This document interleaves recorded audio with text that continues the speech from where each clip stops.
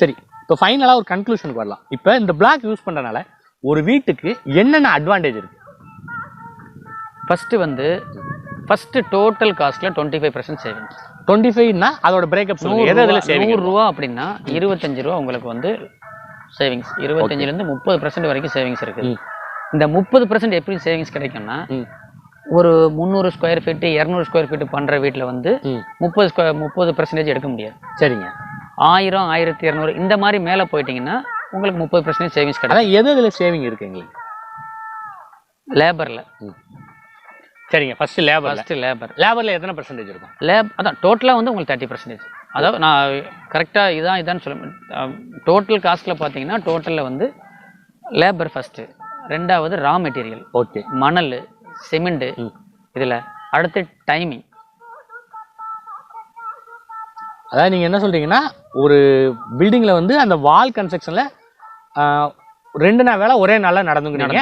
அந்த நேரத்தில் அந்த ஒரு நாளுக்கான சம்பளம் 2 நாள் வேலையை ஒரே நாளில் பாதி நாள்லேயே முடிஞ்சிடும். ஒரு நாள், அதாவது 4 நாள் வேலை ஒரே நாளில் முடிஞ்சிடும். எதனாலன்னா, ஃபர்ஸ்ட் வந்து இந்த பிளாக் வந்து எடுத்து வைக்கிற டைமிங், ரெண்டாவது வந்து அவுட்ரு இன்னர் பிளாஸ்டிக், அதாவது ஃபுல்லாக பூச வேண்டாம், அந்த கேப்ஸ் மட்டும் நீங்கள் ஃபில் பண்ணால் போதும். மூணாவது வந்து என்னென்னா, நீங்கள் இந்த கல் எடுத்து வைக்கிற நேரம் ப்ளஸ் வந்து இந்த உள்ள ஒவ்வொரு இடத்துலையும் பிளாஸ்டிக் பண்ணுறது, லேபர், இந்த 3மே வந்து செங்கல் வச்சு பண்ணிங்கன்னா ஒவ்வொரு லேயருக்கும் மாற்று வைக்கணும். இது தேவையில்லை. மாற்றுனா நம்ம சிமெண்ட்டும் சேண்டு ஃபிக்ஸ் பண்ணி பண்ணுறோம் இல்லையா, அந்த மாதிரி இன்டீரியர் அவுட்ரிங் பிளாஸ்டிக் தேவையில்லை. பிளாஸ்டிக் ப்ளஸ் வந்து அந்த மாட்டர் வைக்கிறது ரெண்டுமே வந்து மிச்சம் இல்லை. இதனால ஓவரால் பில்டிங்கில் 25% சேவிங் இருக்கு. அதாவது சின்ன பில்டிங் 25%, பெரிய பில்டிங்னு போகும்போது, அதாவது 1000 ஸ்கொயர் ஃபீட் 1500 ஸ்கொயர் ஃபீட் போகும்போது 30% சேவிங். 30, அதாவது வால் எங்கெங்கெல்லாம் அதிகமாக இருக்கும் அங்கெல்லாம் சேவிங் அதிகமாக இருக்கும், வால் கம்மியாக இருக்கிறது சேவிங் கம்மியாக இருக்கும். அப்படி இல்லை, இப்போ ஒரு 200 ஸ்கொயர் ஃபீட்டில் ஒரு வீடு எடுக்காங்கன்னா அவங்க என்ன பண்ணுவாங்கன்னா, ஒரு 6க்கு 4 6க்கு 6 ஒரு கிச்சன் போடுவாங்க, ஒரு அவங்களுக்கு ஏற்ற மாதிரி ஒரு பெட்ரூம் போடுவாங்க. அப்படிங்கும்போது வால் ஏரியா உங்களுக்கு ஜாஸ்தியாகும். இப்போ மடக்கி வேலை பார்க்க வேண்டியது. அப்படிங்கும்போது உங்களுக்கு கல் ஜாஸ்தியாகும், கூலி ஜாஸ்தியாகும். அதாவது கல் வந்து வேலைப்பாடு அதிகம் உடச்சு வைக்கிற மாதிரி இருக்கும். பெரிய லெவலில் போயிட்டீங்கன்னா 15க்கு 16 10க்கு இப்படி பண்ணும்போது அவங்களுக்கு ஒரு 5%. ஓகே, டக்குன்னு கல் அடிக்க வேலை வாங்க முடியும், வேலை சாயங்கனால அது மாதிரி பண்ணுறாங்க. சரி, இப்போ நம்ம விருதுநகர் மாவட்டத்தில் உங்களை தவிர வேற யார் இந்த பிஸ்னஸ் பண்ணுறாங்க? யாருமே கிடையாது. அதாவது பிஸ்னஸ் பண்ணுறாங்க, இல்லை பிஸ்னஸில் மேனுஃபேக்சரிங் யார் பண்ணுறாங்க? மேனுஃபேக்சரிங் நான் தான் பண்ணுறேன். விருதுநகர் மாவட்டத்தில் இங்கே மட்டும்தான்? விருதுநகர் மாவட்டம், மதுரைக்கு இந்த பக்கம் எடுத்துக்கிட்டா நான், ஓகே, இங்கேருந்து எடுத்துக்கிட்டா தூத்துக்குடியில் யாரோ பண்ணுறாங்க, அது யாருன்னு தெரியல. தூத்துக்குடி அதை விட்டால் இங்கே தான், மதுரை வரைக்கும் இங்கே தான். சரி, இங்கேருந்து நீங்கள் எங்கே வரைக்கும் டிரான்ஸ்போர்ட் பண்ணிக்கிட்டு இருக்கீங்க அந்த கல்லை? நான் இங்கே எடுத்துக்கிட்டா என் கல் வந்து இப்போ செங்கல்பட்டு வரைக்கும் போயிருக்குது. சென்னை வரைக்கும் இங்கேருந்து பண்ணுறீங்க? போயிடுச்சு. சென்னை, கோயம்புத்தூர், எல்லா வரைக்கும் போயிடுச்சு. கோயம்புத்தூர்ல இது பண்றாங்க, கோயம்புத்தூர்ல பண்றாங்க. எனக்கு தெரிஞ்ச கிளைண்ட் என்னோட கல் குவாலிட்டியை பார்க்குறாங்க, கல் நல்லா இருக்குது அப்படிங்கிறவாக இங்கேருந்து எடுத்துகிட்டு போவாங்க. சரி, இப்போ இந்த மாதிரி சொல்லிட்டீங்க, இதெல்லாம் ஓகே. இப்போ ஃபைனலாக எல்லாருக்கும் என்ன இந்த வீடியோ பார்த்துக்கணும்னா, கல் என்ன விலைக்கு கொடுக்குறாங்க அப்படிங்கிறத தெரிஞ்சுக்கணும். இப்போ இந்த கல் வந்து ஒவ்வொன்றும் என்னென்ன ரேட்டு ப்ளஸ் டிரான்ஸ்போர்ட் சார்ஜ் என்ன வரும் அப்படிங்கிறத கொஞ்சம் விளக்கமாக சொல்லிடுங்க. அதாவது 30 கிலோமீட்டர் வரைக்கும் இப்போது நம்ம ஒரு டிரான்ஸ்போர்ட் ஒரு மெட்டில் பண்ணுறோம்னா ஒரு டன்னுக்கு வந்து ஒரு 300 ரூபா கிடையாது. 300 ரூபா வந்து டிரான்ஸ்போர்ட் வரும். 30 கிலோமீட்டர் வரைக்கும்? 30 கிலோமீட்டர் வரைக்கும் ஒரு டன்னுக்கு. ஆமாம். ஒரு டன்னுக்கு எத்தனை கல் வரும்? 8 இன்ச்சு கல்னா? 8 இன்ச்சு கல் பார்த்தீங்கன்னா இது 17 கிலோ வருது. 17 கிலோ. 500 கல் வருமா? 500 கல். 500 கல் வரும். 500 கல் வராது. ஒரு கல் 17 கிலோ. 5 10 50 5 7 25 50 60 கல் வரும். 60 கல். அப்போ ஒரு கல்லுக்கு 5 ரூபா டிரான்ஸ்போர்ட் வந்துடும். ஒரு கல்லுக்கு 5 ரூபா டிரான்ஸ்போர்ட் வந்துடுது 30 கிலோமீட்டருக்கு உள்ள. சரி, இந்த கல்லுகளுக்குலாம் இது பார்த்தீங்கன்னா ஒரு 3 ரூபா 3,000 ரூபா வரும். 3,000 ரூபா வரும். அந்த கல்லுக்கு இதுக்கு வேணா ஒரு 2 ரூபா வரும். 2 ரூபா. இதுக்கு 2 ரூபா டிரான்ஸ்போர்ட் சார்ஜ், அது 3,000 ரூபா, இதுக்கு 5 ரூபா. சரி, கல்லோட விலையை கொஞ்சம் விளக்கமாக சொல்லுங்க.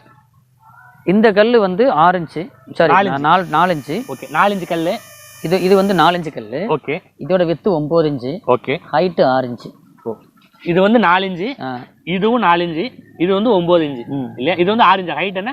Height 6 inch. ஹைட் 6. வாலோட திக்னஸ் 4 இன்ச்சு. Okay, 4 inch. இது 9 இன்ச்சு. 9 இன்ச்சு. ஆமா. இது என்ன ரேட் வருது? 22 ரூபா.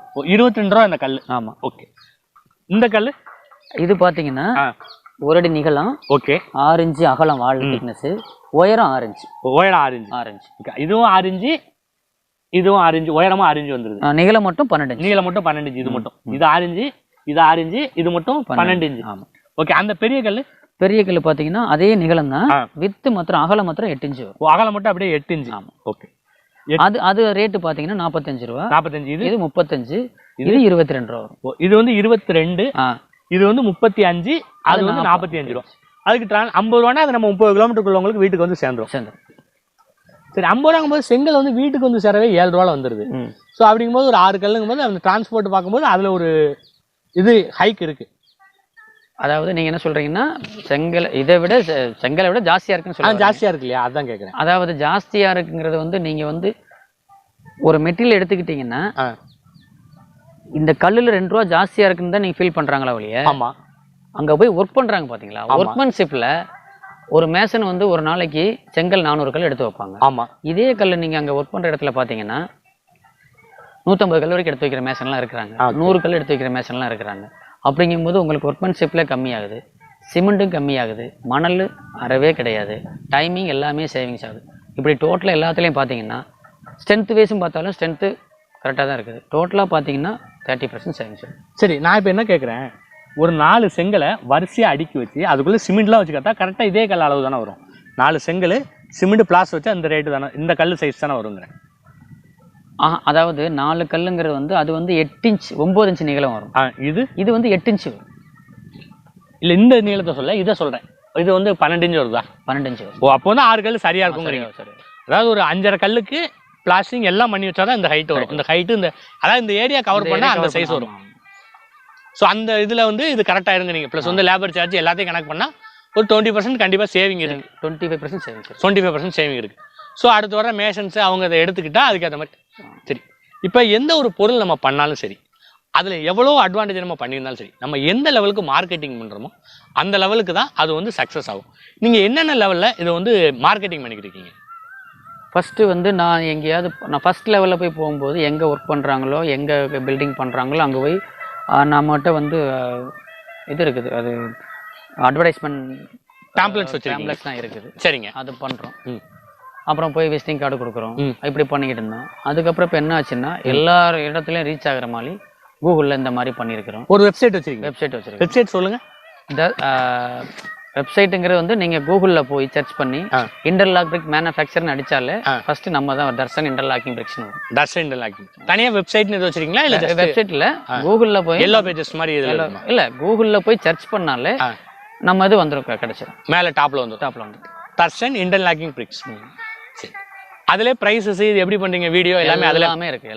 எல்லாமே அதிலே எல்லாமே இருக்குது. சரி, இப்போ உங்களை தொடர்பு கொண்டு ஒரு 50-60 கிலோமீட்டர் உள்ள தொடர்பு கொண்டா அவருக்கு எப்படி டிரான்ஸ்போர்ட் பண்ணி அனுப்பி வைப்பீங்க? பேமெண்ட் டேர்ம்ஸ்லாம் எப்படி? கன்ஸ்ட்ரக்ஷன் நீங்கள் வந்து எனக்கு பண்ணி கொடுங்க அப்படிங்கிற மாதிரி சொல்லியாச்சுன்னா ஃபஸ்ட்டு 50% பேமெண்ட் எனக்கு பண்ணிடணும். ஓகே, ஒர்க்கு ஆரம்பிக்கிறதுக்கு ஒரு 10 டேஸ்க்கு முன்னாடி பண்ணிடணும்.